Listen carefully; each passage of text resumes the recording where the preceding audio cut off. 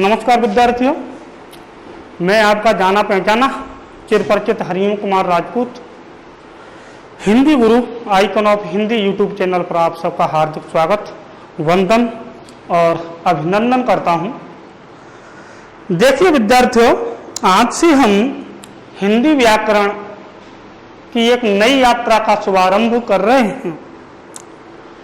इस यात्रा का जो प्रथम पड़ाव है उसकी तरफ मैं आपका ध्यान आकर्षित करना चाह रहा हूं, जो आपकी परीक्षाओं की दृष्टि से काफी महत्वपूर्ण है। आपकी परीक्षाओं की दृष्टि से इतना महत्वपूर्ण है कि जब तक आप पर यह प्रकरण नहीं आएगा तब तक आने वाले जितने भी प्रकरण हैं उन पर आपकी पकड़ मजबूत नहीं हो पाएगी। अगर आने वाले प्रकरणों पर आपको अपनी पकड़ मजबूत बनानी है, कमांड बनानी है, तो आपको मेरे साथ इस प्रथम पड़ाव पर भरपूर सहयोग सहायता करने की आवश्यकता है। मैं जिस प्रकरण पर चर्चा करने के लिए आपके सम्मुख जा रहा हूं उस प्रकरण का नाम है संधि। बड़ा महत्वपूर्ण प्रकरण है ये परीक्षाओं की दृष्टि से। प्रतियोगी परीक्षाओं में शायद ही ऐसी कोई परीक्षा हो जिसमें संधि मतलब इस प्रकरण से कोई प्रश्न न पूछा जाता हो और इससे संबंधित प्रश्न अन्य प्रकरणों से न पूछे जाते हो। तो विद्यार्थियों, इसके महत्व पर हम चर्चा आगे कर लेंगे। अब सीधे सीधे मैं आपको इस प्रकरण से जोड़ने का प्रयास करता हूं। आइए एक बार तहे दिल से, पूर्ण मनोयोग से, लगन से और तल्लीनता से मेरे साथ जुड़ने का प्रयास कीजिए। देखो विद्यार्थियों, संधि का यदि हम अर्थ जानने की कोशिश करें कि संधि का शाब्दिक अर्थ क्या होता है, तो इसका शाब्दिक अर्थ है मेल या जोड़। मेल, मिलन।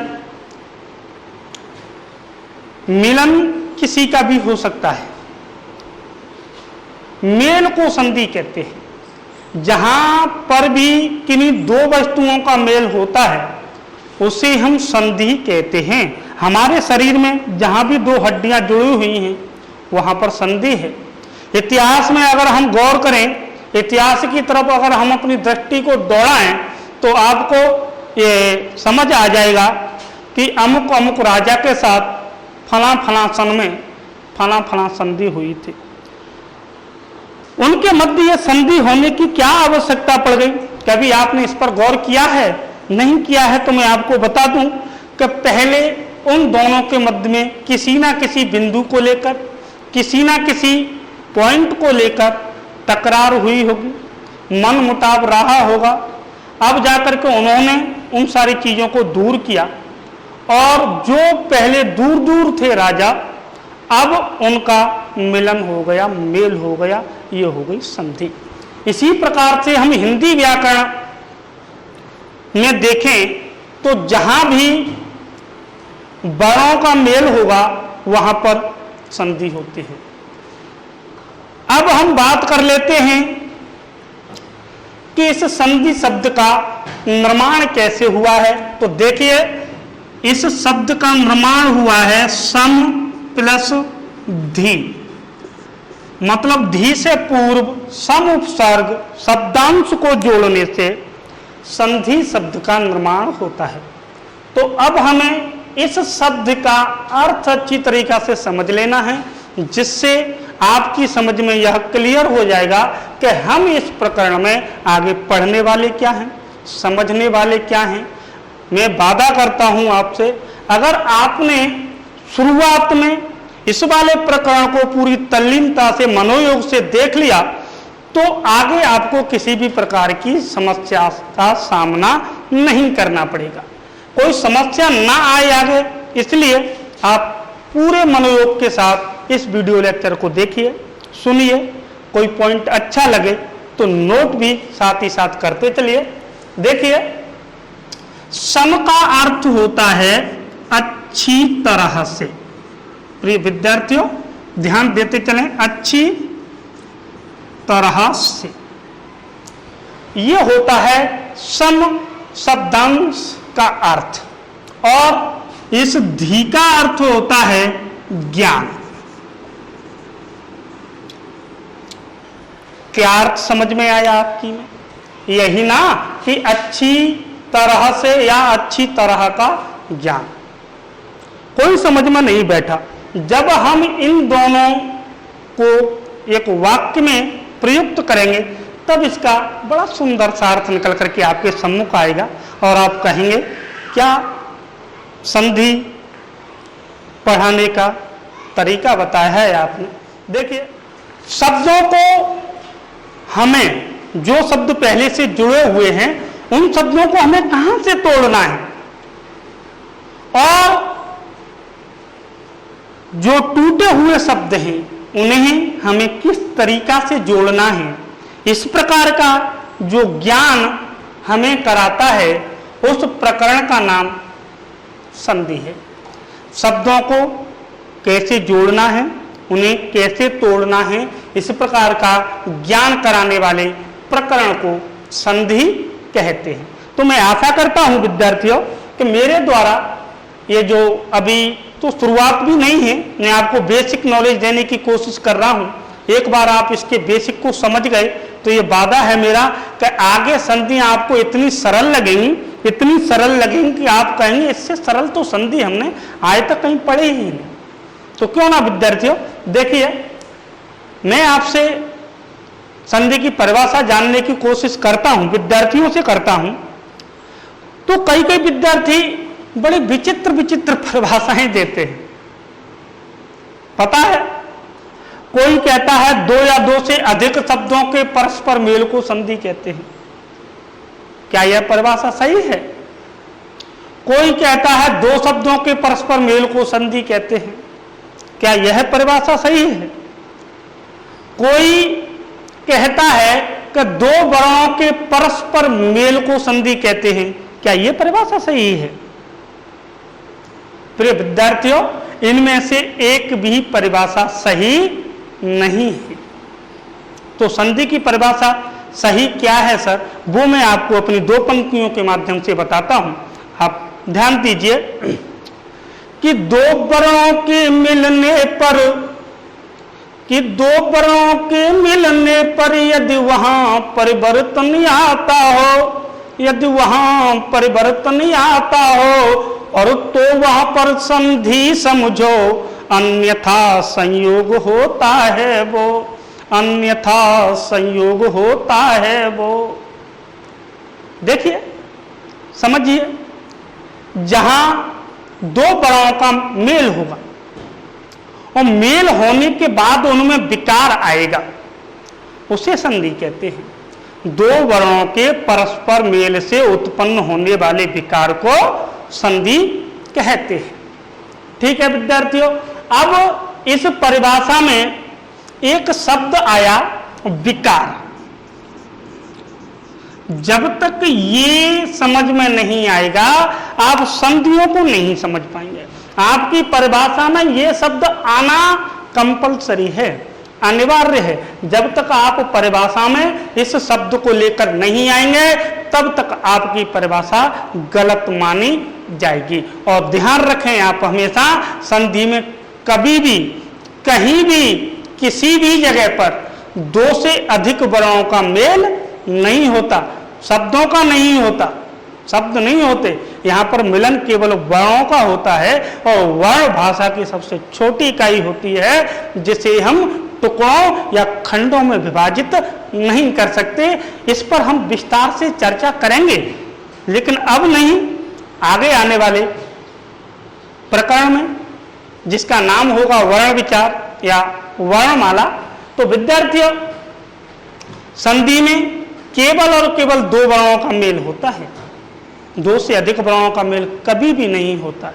जो विद्यार्थी दो शब्दों का मेल कराते हैं, दो या दो से अधिक शब्दों का मेल कराते हैं या दो अक्षरों का मेल कराते हैं, तो प्लीज कृपया करके वो आज से अपनी परिभाषा को सही कर लें, सुधार लें।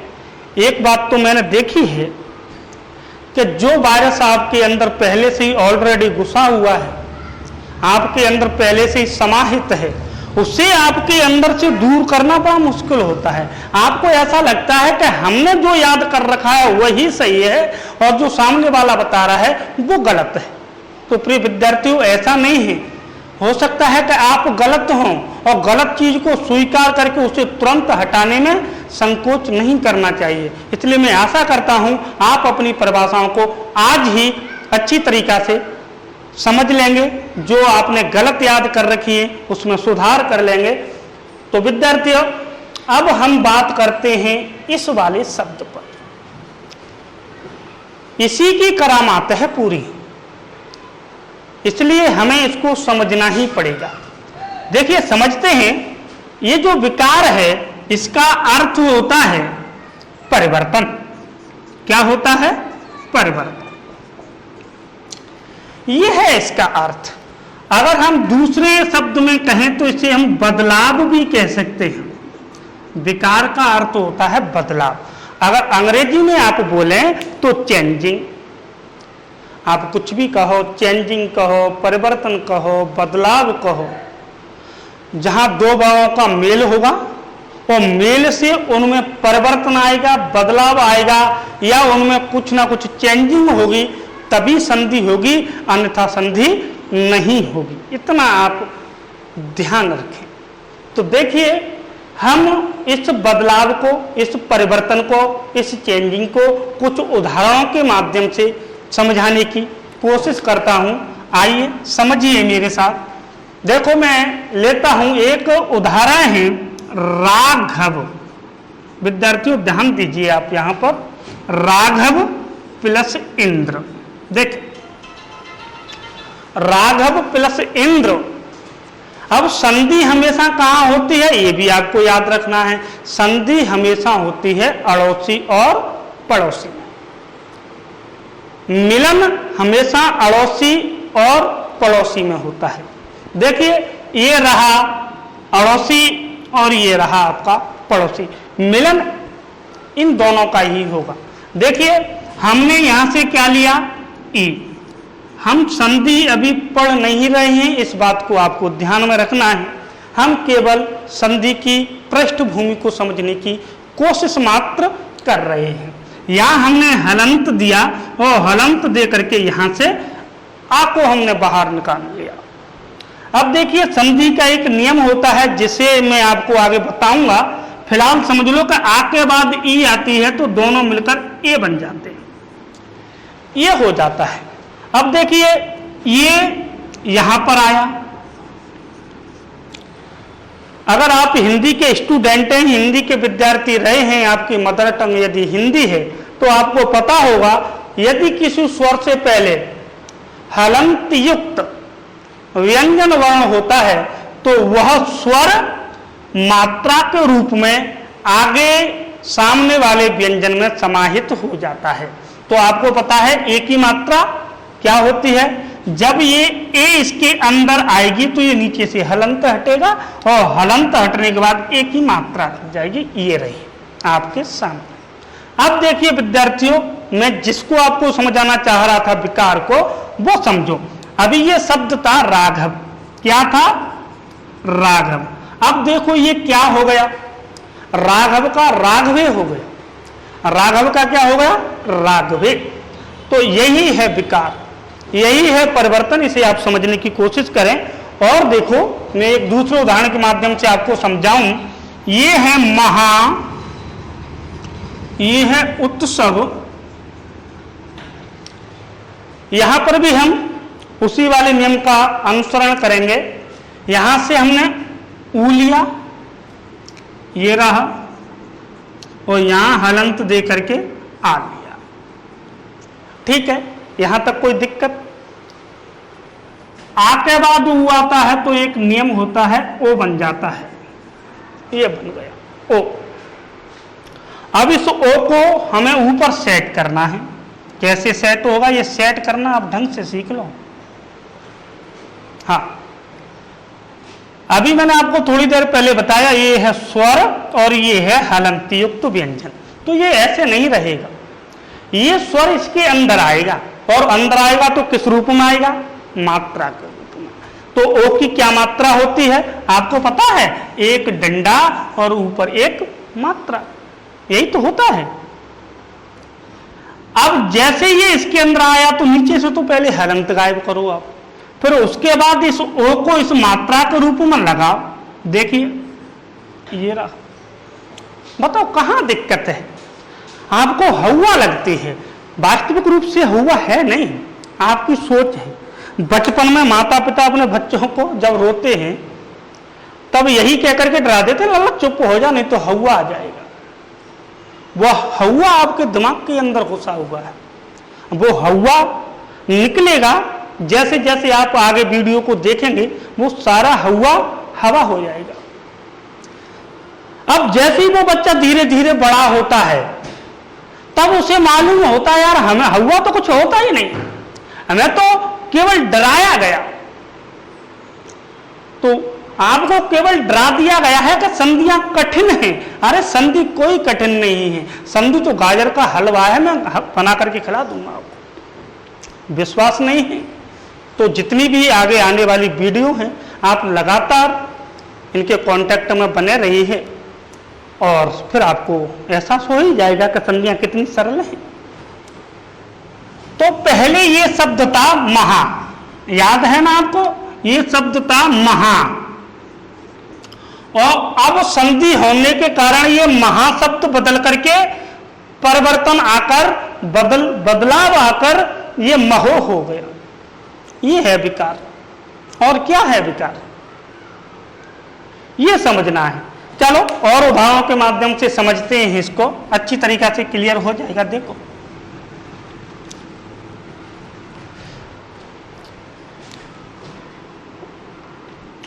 ये है सु और ये है सुप्ति। विद्यार्थियों ध्यान दो, अब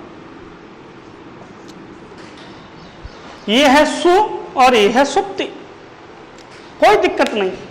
व्यंजन संधि का उदाहरण है, एक नियम होता है कि दंत सास से पूर्व यदि ई और उ में से कोई स्वर वर्ण हो तो दंत सा मूर्धन्य सा में बदल जाता है। देखिए ये वाला सा बदल गया, इसमें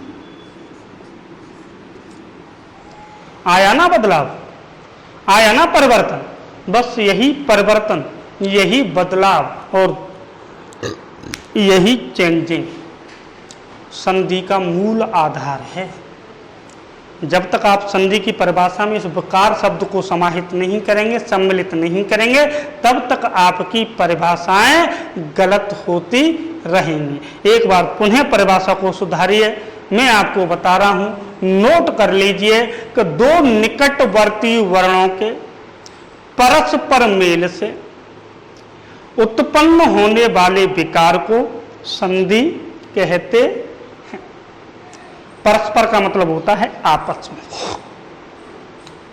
निकटवर्ती का मतलब पास के, इनका मेल होता है तब विकार उत्पन्न होता है और उसी विकार को हम संधि कहते हैं। एक स्वाभाविक गुण भी है, अगर आप किसी चीज में किसी दूसरी चीज का में मिलन कराएंगे, एक वस्तु का किसी दूसरी वस्तु से यदि आप मिलन कराएंगे तो उसमें परिवर्तन आना ही आना है। ये सार्वभौमिक सत्य है। जैसे पानी है आपके पास और उस पानी में यदि आपने नमक डाला तो पानी के कलर में तो कोई बदलाव नहीं आएगा, लेकिन टेस्ट जरूर बदल जाएगा। तो पानी बदला ना। अगर आपने उसी पानी में शक्कर डाली तो वह पानी मीठा हो जाएगा। अगर आपने उसमें किसी प्रकार का कलर मिलाया तो वह उसी प्रकार का हो जाएगा। ये बदलाव आ रहा है ना। बस यही बदलाव, यही विकार और यही परिवर्तन संधि का मूल आधार है, जिसे आपको अपनी मेमोरी में ढंग से सेव करके अच्छी तरह से रखना है। ध्यान रखें कहीं डिलीट ना हो जाए। चलिए आगे ले चलता हूं मैं आपको। अब हम चर्चा करते हैं कि सर संधि के भेद कितने होते हैं, तो कोई दिक्कत नहीं है, सब जानते हैं संधि के 3 भेद होते हैं। अगर आपसे पूछे तो आप सब बता देंगे, मान के सर ये भी क्या प्रश्न है, स्वर, व्यंजन और विसर्ग। लेकिन कभी आपने इस बात पर गौर किया कि ये 3 ही क्यों होती हैं, 4 क्यों नहीं, 5 क्यों नहीं, या 2 क्यों नहीं रही? आपने ये सब चिंतन और मनन करने की क्षमता नहीं है, आपके अंदर जिज्ञासा का नाश हो चुका है। और मैं आपको सत्य बता दूं, जिस विद्यार्थी के अंदर से जिज्ञासा खत्म हो गई, जानने की इच्छा खत्म हो गई, तो उसका तो फिर भगवान ही मालिक है, उसे कोई नहीं बचा सकता। विद्यार्थी वही अच्छा है जो अपने अभिभावकों से, अपने अध्यापकों से सदैव किसी ना किसी बात को पूछता रहता है। और आजकल के अध्यापकों की टेंडेंसी बड़ी विचित्र है। अगर कोई विद्यार्थी उनसे प्रश्न पूछे, बार बार प्रश्न पूछे, तो वो उन पर क्रोधित हो जाते हैं, गुस्सा हो जाते हैं। या तो ये हो सकता है कि शायद उन पर वह प्रश्न ही ना आता हो, उस अपनी कमजोरी को दबाने के लिए बच्चों को वैसे ही दबा दिया और शांत कर दिया, बिठा दिया उसको। ये अध्यापक का गुण नहीं होता, विद्यार्थी का तो गुण ही है जिज्ञासा, वो तो पूछेगा, उस पर नहीं आएगा तो उसको पूछेगा। लेकिन आपका यह कर्तव्य है कि विद्यार्थी की प्रत्येक जिज्ञासा को आप अच्छी तरीका से उसका समाधान करें, तो ही आप एक अच्छे शिक्षक हैं, एक अच्छे अध्यापक हैं। अगर आप में ये सारे गुण नहीं हैं तो आप जरा भी अध्यापक या शिक्षक कहलाने के अधिकारी नहीं हो। तो देखिए, कभी आपके दिमाग में इस बात का कोई प्रश्न नहीं आया कि ये संधियां 3 ही क्यों बनी, 2 क्यों नहीं रही, 4 क्यों नहीं रही, या ये 5 क्यों नहीं बनी? तो इसका भी एक सीधा सा ही जवाब है। देखो, अगर आपने थोड़ी बहुत वर्णमाला पढ़ी हो, वर्णों पर यदि आपने विचार किया हो, तो हमारी जो हिंदी वर्णमाला है, जो देवनागरी लिपि में लिखी जाती है दाईं से बाईं ओर, उसमें 3 प्रकार के वर्ण हैं। वर्णों की जो प्रकृति है वो 3 प्रकार की है। कौन कौन से हैं? देखिए, शुरुआत हमारी वर्णमाला की होती है स्वरों से, अ, आ, और इनके अंत में आती है ये, ठीक है। फिर इसके बाद शुरुआत होती है इससे, और लास्ट में आता है ये। तो देखिए, ये क्या है? स्वर है। वर्णमाला में स्वर है तो स्वर संधि का निर्माण हुआ। ये क्या है? ये विसर्ग है। विसर्ग है हमारी वर्णमाला में, तब विसर्ग संधि का निर्माण हुआ। फिर क्या? व्यंजन।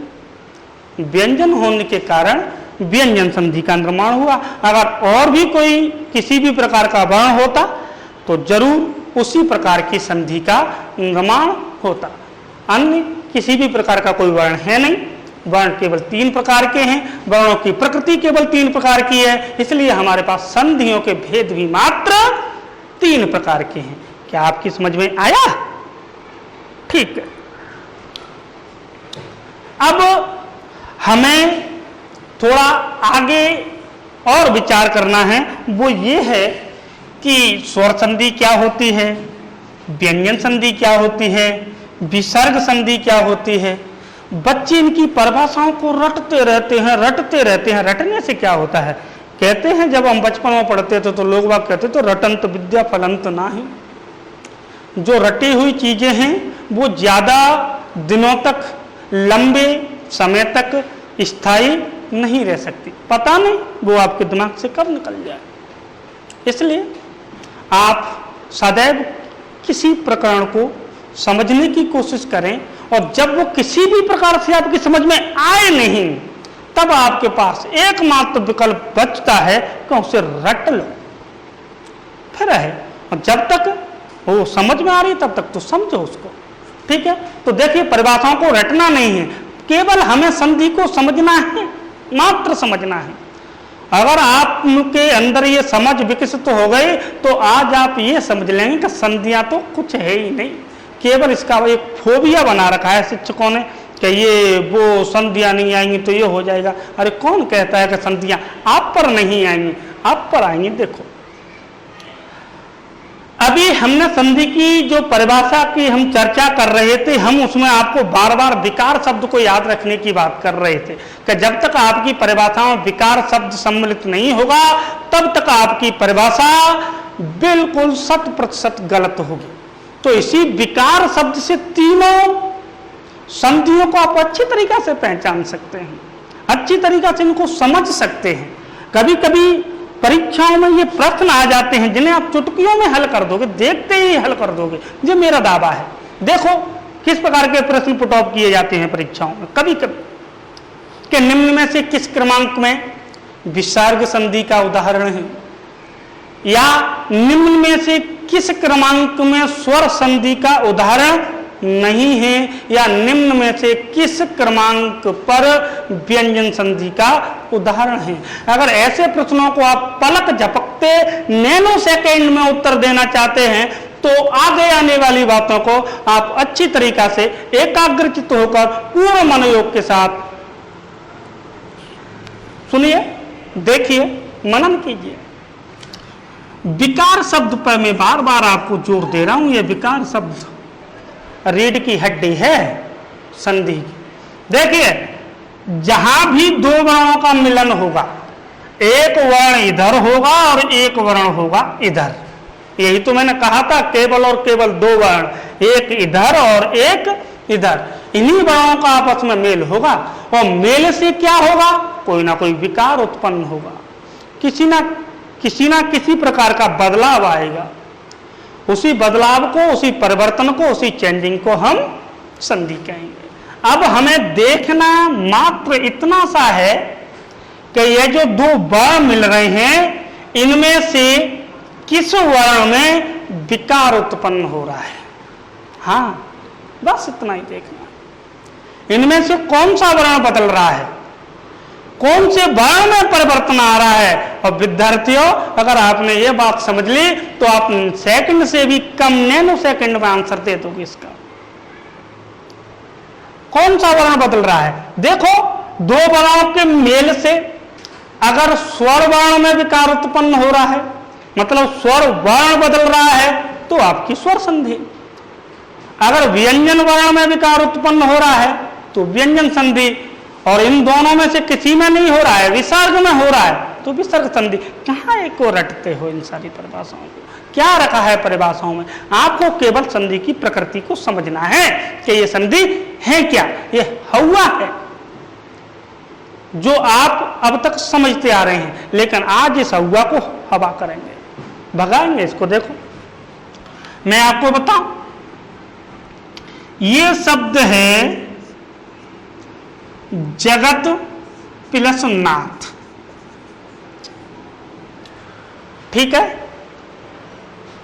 त वर्ण के बाद अनुनासिक वर्ण आ रहा है। अगर ऐसी सिचुएशन मिलेगी, नियम क्या है क्या नहीं है वो हम आगे आपको विस्तार से बताएंगे, लेकिन हम केवल इतना सा बता रहे हैं कि हम इस प्रकार के प्रश्नों का जवाब कैसे दें कि निम्न में से किस क्रमांक में व्यंजन संधि है। अब आप देखिए, जैसे ही ता के बाद में ना आया, ताने सामने वाले को देखा और सामने वाले को देख करके ही मचल गया, मान मैं भी ऐसा ही बनूंगा।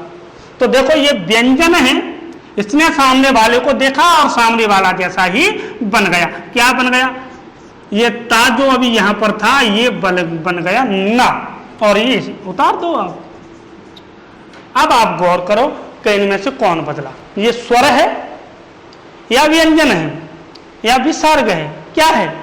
इतना तो आप जानते हैं ना, ये व्यंजन है। और व्यंजन है, व्यंजन में बदलाव आ रहा है, व्यंजन में विकार आ रहा है, व्यंजन में परिवर्तन आ रहा है, तो कौन सी संधि है? व्यंजन संधि है। कौन सी संधि है? व्यंजन संधि। और देखिए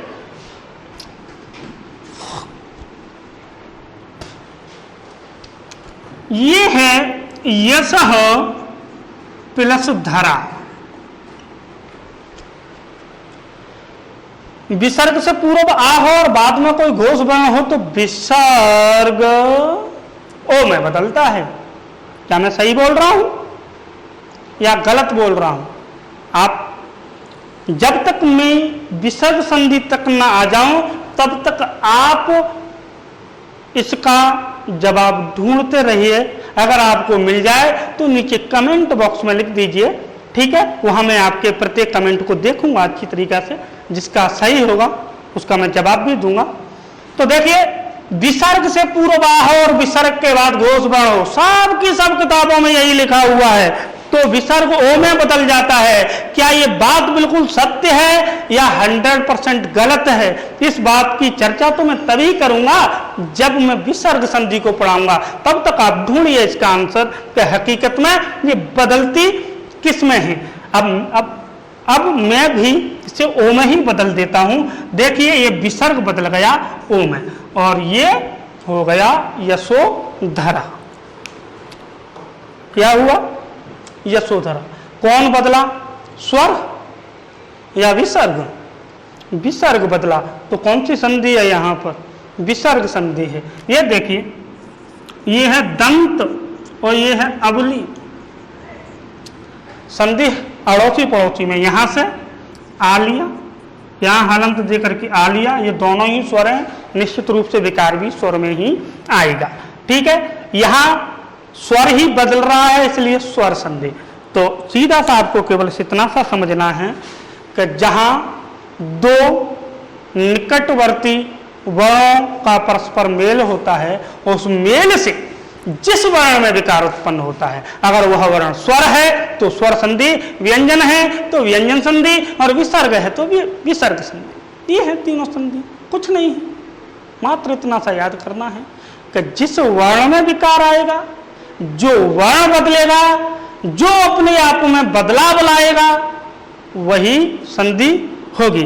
और अंत में मैं आप सब विद्यार्थियों से एक निवेदन करता हूं, एक आग्रह करता हूं। देखिए, अगर आपको हमारी यह वीडियो, जिसे आप हिंदी गुरु icon of Hindi YouTube channel पर देख रहे हैं, अगर आपको यह पसंद है, अच्छी लगी, तो हमारी वीडियो को लाइक कीजिए, अपने यार दोस्तों के साथ शेयर कीजिए और हमारे चैनल को सब्सक्राइब जरूर कर लीजिए। जैसे ही आप चैनल को सब्सक्राइब करेंगे विद्यार्थियों, उसके बाद में उसके बगल में एक बेल आइकन का चिन्ह आएगा, एक निशान आएगा। उस निशान को आप जरूर प्रेस करें। जब तक आप निशान को प्रेस नहीं करेंगे, तब तक हमारी जो आने वाली वीडियो हैं उनका नोटिफिकेशन आपके पास नहीं आएगा। अगर हमारी आगे आने वाली जितनी भी वीडियो का नोटिफिकेशन सबसे पहले आप अपने मोबाइल पर पाना चाहते हैं, तो सब्सक्राइब करने के बाद उसके बगल में बेल आइकन के बटन को जरूर प्रेस कीजिए। विद्यार्थियों, इसी के साथ मैं आप सबसे आज विदा लेता हूं। धन्यवाद। Take care. God bless you.